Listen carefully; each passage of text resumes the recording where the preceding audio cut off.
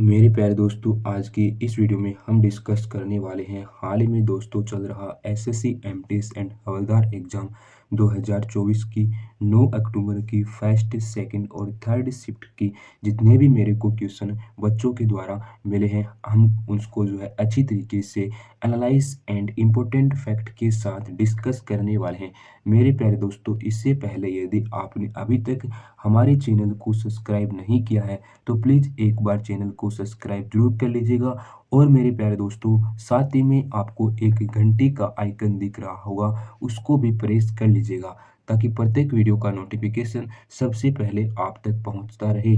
मेरे प्यारे दोस्तों, आज के जो इस सेशन में आपके क्वेश्चन रहेंगे और दोस्तों इसके अलावा जितने भी क्वेश्चन हैं, जैसे कि दोस्तों यहाँ पर आप देख सकते हैं भारत के कौन से राज्य में बिदर किला है, और प्यारे दोस्तों हॉर्नबिल त्योहार भारत के किस राज्य में मनाया जाता है, और दोस्तों प्रसिद्ध क्रिकेटर सौरव गांगुली की आत्मकथा का क्या नाम है।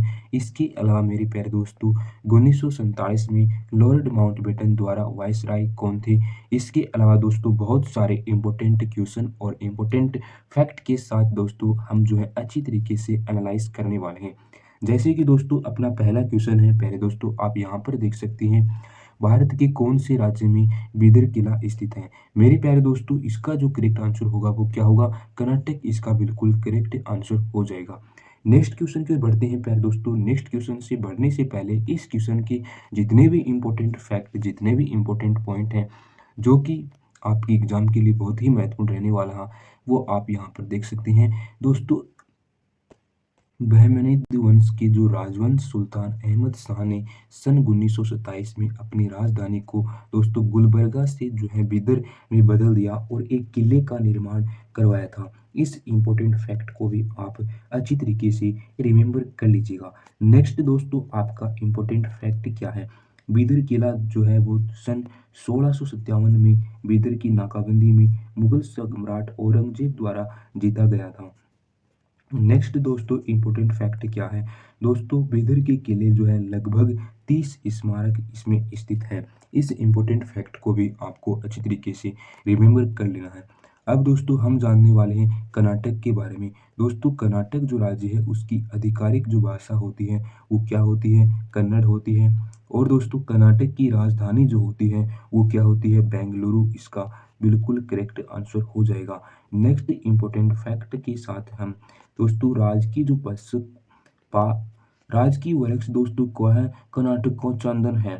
और दोस्तों राजकीय पक्षी कौन है, इंडियन रोलर। और दोस्तों राज्य पुष्प कौन है, कमल है। मेरे प्यारे दोस्तों अगले क्वेश्चन की ओर बढ़ने से पहले इम्पोर्टेंट फैक्ट एंड पॉइंट में देखते हैं कर्नाटक का जो राज्य पशु होता है वो क्या होता है, हाथी होता है। प्यारे दोस्तों नेक्स्ट क्वेश्चन की ओर बढ़ते हैं और नेक्स्ट क्वेश्चन अपना क्या है, हॉर्नबिल त्योहार भारत के किस राज्य में मनाया जाता है। मेरे प्यारे दोस्तों इसका जो करेक्ट आंसर होगा वो क्या होगा, नागालैंड इसका बिल्कुल करेक्ट आंसर हो जाएगा। दोस्तों यदि आपको बता दूं क्या दोस्तों, जो नागालैंड है उसको त्योहारों का त्योहार भी कहा जाता है। इस इम्पोर्टेंट फैक्ट को भी आपको याद रखना है। नेक्स्ट दोस्तों इम्पोर्टेंट फैक्ट की ओर बढ़ते हैं और नेक्स्ट इम्पोर्टेंट फैक्ट क्या है, नागालैंड जो है दोस्तों पूर्वोत्तर भारत का एक राज्य होता है। मेरे प्यारे दोस्तों नागालैंड की जो राजधानी होती है वो कोहिमा होती है। नागालैंड का जो सबसे बड़ा शहर होता है वो दिमापुर शहर होता है। इस इम्पोर्टेंट फैक्ट को भी आपको अच्छी तरीके से गहन में डाल लेना है। मेरे प्यारे दोस्तों नेक्स्ट क्वेश्चन की ओर बढ़ते हैं और नेक्स्ट क्वेश्चन अपना है, प्रसिद्ध क्रिकेटर सौरव गांगुली की आत्मकथा की कौन सी पुस्तक है, उसका हमें नाम बताना है। तो ये जो होगा, a century is not enough इसका बिल्कुल करेक्ट आंसर हो जाएगा। नेक्स्ट क्वेश्चन की ओर बढ़ते हैं प्यारे दोस्तों। नेक्स्ट क्वेश्चन से पहले इसमें इंपॉर्टेंट फैक्ट दोस्तों जान लेते हैं। जैसे कि दोस्तों यहाँ पर आप देख सकते हैं ए शॉट एट हिस्ट्री जो है अभिनव बिंद्रा के द्वारा दोस्तों ये पुस्तक है। इसके अलावा दोस्तों नेक्स्ट क्वेश्चन की ओर बढ़ते हैं। नेक्स्ट क्वेश्चन अपना क्या है, ब्राह्मी और अशोक लिपियों के शिलालेखों का जो वर्णन है वो दोस्तों कहाँ पर मिलता है। इसका जो करेक्ट आंसर होगा वो क्या होगा, जेम्स प्रिंसेप ने इसका वर्णन किया था। अब दोस्तों इसके जितने भी इम्पोर्टेंट पॉइंट हैं जितने भी इम्पोर्टेंट फैक्ट हैं यहाँ पर आप देख सकते हैं। सन 1837 में जेम्स प्रिंसेप प्रथम बार ब्राह्मी और खरोष्टी लिपियों को पढ़ने में दोस्तों सफलता प्राप्त हुई, सक्सेसफुल हुआ। दोस्तों नेक्स्ट इम्पोर्टेंट फैक्ट और नेक्स्ट इम्पोर्टेंट पॉइंट की ओर बढ़ते हैं। अधिकांश दोस्तों सम्राट अशोक के जो शिलालेख थे वो कौन सी लिपि में थे, वो आपकी ब्राह्मी लिपि में थे। और प्यारे दोस्तों उत्तर पश्चिम के शिलालेख जो थे वो कौन सी लिपि में थे, खरोष्टी लिपि में थे। इस प्रकार से आप इसको भी रिमेम्बर कर लीजिएगा। मेरे प्यारे दोस्तों अपना जो अगला क्वेश्चन है वो क्या है, भारत के नागरिकों के लिए कम से कम मतदान आयु है वो कितनी होनी चाहिए। इसका जो करेक्ट आंसर होगा वो क्या होगा, 18 वर्ष होनी चाहिए। दोस्तों 18 वर्ष होनी चाहिए। और दोस्तों इसमें जितने भी इम्पोर्टेंट फैक्ट हैं, जितने भी इम्पोर्टेंट पॉइंट हैं उसको भी आप देख लीजिएगा। 61वीं संशोधन अधिनियम 1988 के द्वारा तय की गई थी, जिसके अंतर्गत मतदान आयु को घटाकर जो है 21 वर्ष से कर दोस्तों 18 वर्ष कर दिया गया। अब दोस्तों इसके अंदर इसकी जो नेक्स्ट क्वेश्चन की ओर बढ़ते हैं। और दोस्तों नेक्स्ट क्वेश्चन अपना क्या है, सन 1947 में लॉर्ड माउंटबेटन द्वारा वायसराय के रूप में प्रतिस्थापित किया गया दोस्तों उसका नाम हमसे पूछा गया है, तो लॉर्ड वेवल इसका बिल्कुल करेक्ट आंसर हो जाएगा। नेक्स्ट दोस्तों इसका इम्पोर्टेंट फैक्ट देखते हैं। इसमें दोस्तों लॉर्ड माउंटबेटन सन 1947 में लॉर्ड वेवल को भारत के वायसराय के रूप में, और दोस्तों वे भारत के अंतिम वायसराय और स्वतंत्र भारत के पहले गवर्नर जनरल थे। इस इम्पोर्टेंट फैक्ट को भी आपको रिमेम्बर कर लीजिएगा। दोस्तों कथक का बनारस घराना के अंतर्गत कौन संबंधित है, इसका जो करेक्ट आंसर होगा वो क्या होगा, जानकी प्रसाद इसका बिल्कुल करेक्ट आंसर हो जाएगा। नेक्स्ट दोस्तों इम्पोर्टेंट क्वेश्चन की ओर बढ़ते हैं। नेक्स्ट इम्पोर्टेंट क्वेश्चन दोस्तों क्या है, ऐसा कौन सा भारतीय राज्य है दोस्तों जिसमें कुणबी जुड़ा एक लोकप्रिय नृत्य है। मेरे प्यारे दोस्तों इसका जो करेक्ट आंसर होगा वो क्या होगा, गोवा इसका बिल्कुल करेक्ट आंसर हो जाएगा।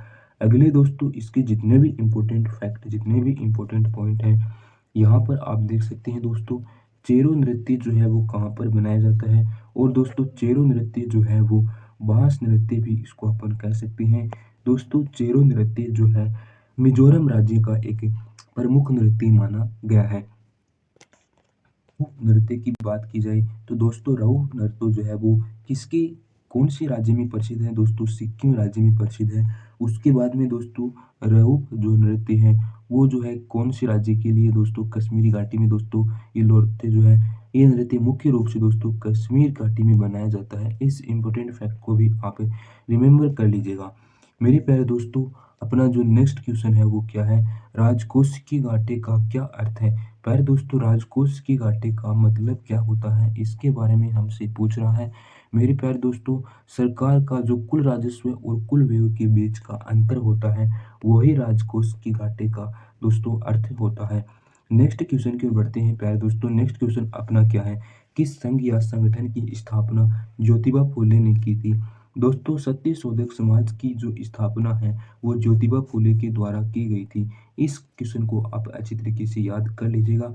और दोस्तों इस स्थापना करने का जो मेन उद्देश्य था वो क्या था, दोस्तों यहाँ पर आप देख सकते हैं लोगों के लिए सामाजिक अधिकारों और राजनीतिक पहुंच को शिक्षित करना और दोस्तों बढ़ाना इसका मेन उद्देश्य माना गया है। इसके अलावा दोस्तों यदि बात की जाए सन 1877 से 1897 के बीच दोस्तों दीनबंधु समाचार पत्र भी प्रकाशित किया गया था।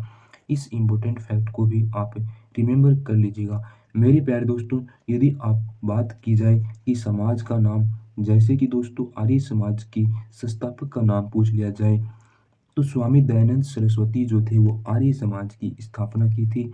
और दोस्तों सन कौन से में की थी, सन 1875 में की थी। इस इम्पोर्टेंट फैक्ट को भी रिमेम्बर कर लीजिएगा। नेक्स्ट दोस्तों आपकी जो प्रार्थना समाज है उस प्रार्थना समाज की जो स्थापक थे या फिर दोस्तों संस्थापक का नाम पूछ लिया जाए तो आत्मा राम पांडुरंग थे। और दोस्तों सन 1867 के अंतर्गत इसकी स्थापना की गई थी। इस इम्पोर्टेंट फैक्ट को भी आपको याद कर लेना है।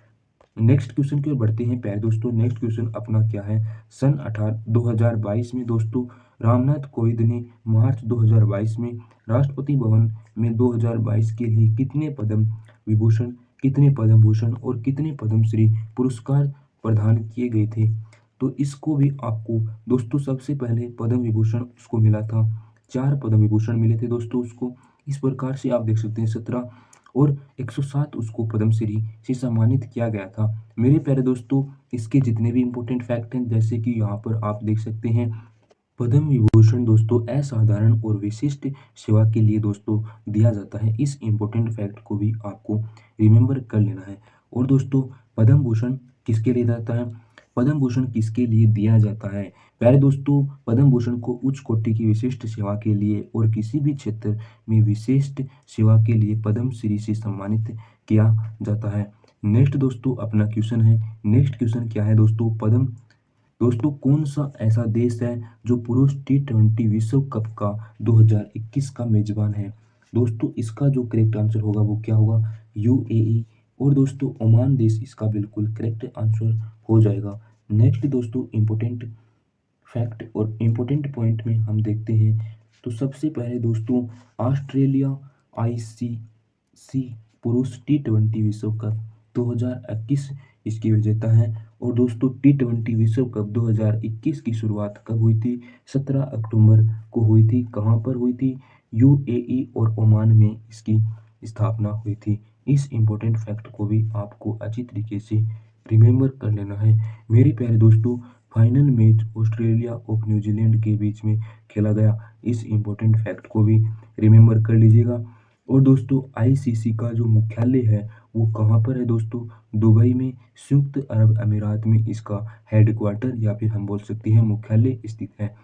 प्यारे दोस्तों, इसके नेक्स्ट इम्पोर्टेंट फैक्ट की ओर बढ़ते हैं। तो नेक्स्ट इम्पोर्टेंट फैक्ट क्या है?